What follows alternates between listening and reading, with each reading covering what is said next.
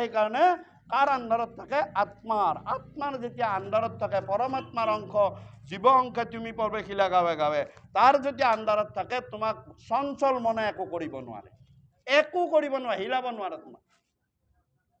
1 number সেইকাৰণে সহনৰ পাছত আছে, সহন কৰি বহিলোৱেই, তাৰ পিছত আছে মনন। কি কথাখিনি কৈছো আমি তাতে মন কৰিব দিছে।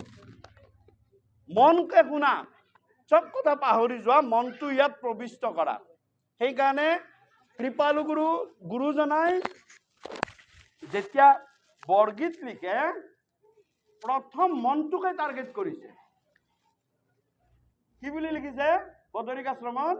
মন মেৰি ৰাম